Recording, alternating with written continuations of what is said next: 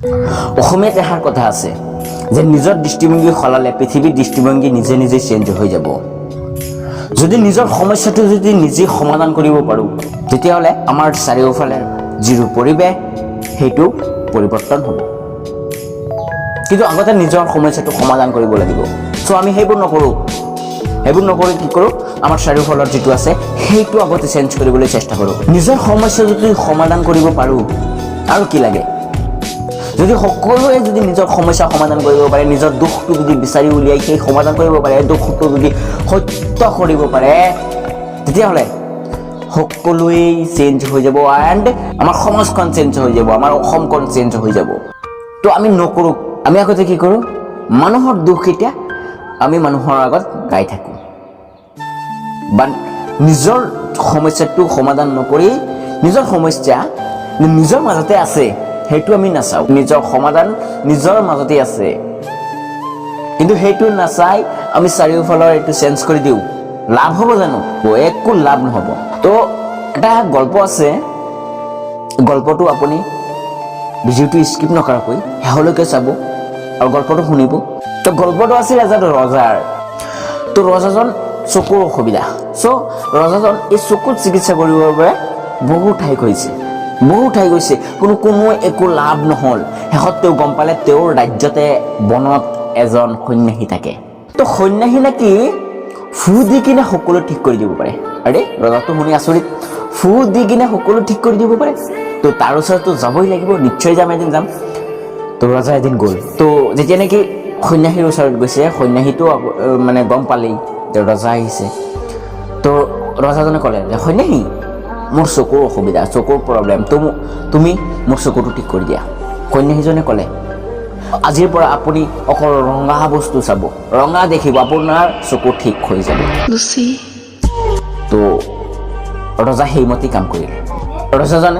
ৰজাৰ বৃত্তসকলক ক'লে যে মোৰ ৰাজপ্ৰসাদ সম্পূৰ্ণ ৰঙা কৰি দিয়া। বৃত্তসকলে ক'লে যে সম্পূৰ্ণ ৰঙা, সম্পূৰ্ণ ৰঙা। তো চাৰিওফালে ৰঙা কৰি দিলে। চাৰিওফালে ৰজা ঘূৰি ফুৰে, অকল ৰঙা। লাহে লাহে তেওঁৰ চকুটো ভাল হ'বলৈ ধৰিলে। কিন্তু ৰজাজন ৰাজপ্ৰসাদৰ বাহিৰত যাব নোৱাৰে। কেলে যাব নোৱাৰে? তো বাহিৰত গ'লেতো বেলেগ কালাৰ আছে, বেলেগ কালাৰ দেখিলে আকৌ চকুৰ সমস্যা হ'ব পাৰে। তো সেইকাৰণে তেওঁ ৰাজপ্ৰসাদৰ ভিতৰতে থাকে। তো লাহে লাহে ঠিক কৰি ধৰিলে চকুটো।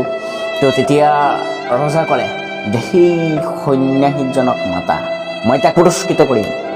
তো মন্ত্ৰীসকলে গৈ সেই সন্যাসীজনক মাতিলে।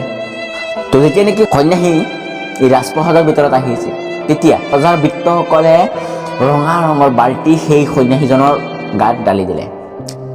কাৰণ এই সন্যাসীজনৰ কাপোৰ আছিল বগা কাপোৰ দেখিলেতো আকৌ ৰজাজনৰ চকুৰ অসুবিধা হ'ব পাৰে। তো সেইকাৰণে এই ৰঙা ৰঙৰ বাল্টি এই সন্যাসীজনৰ গাত ঢালি দিলে। তো তাত সন্যাসীজনে একো নক'লে। যেতিয়া ভিতৰত আহিছে, ৰজাই ক'লে যে সন্যাসী, কি অৱস্থা, কি খবৰ? তো সন্যাসীজনে ক'লে যে সেই অৱস্থা, আপুনিতো চাই আছে, সম্পূৰ্ণ ৰঙা কৰি দিলে, কেলে কৰিছে? তো ৰজাই তেতিয়া ক'লে যে নাই, তুমিতো কৈছা যে মই অকল ৰঙা বস্তু চাব লাগে, ৰঙা দেখিব লাগে। তো তোমাৰ যদি বগা কাপোৰ দেখোঁ তেতিয়াহ'লে মোৰতো আকৌ চকুৰ সমস্যা হ'ব পাৰে, সেইকাৰণে ৰঙা ৰঙৰ বাল্টি তোমাৰ গাত ঢালি দিলে। তেতিয়া সেই সন্যাসীজনে ক'লে আচ্ছা, এইকাৰণে কৰিছে, তো কি কৰিব লাগিছে?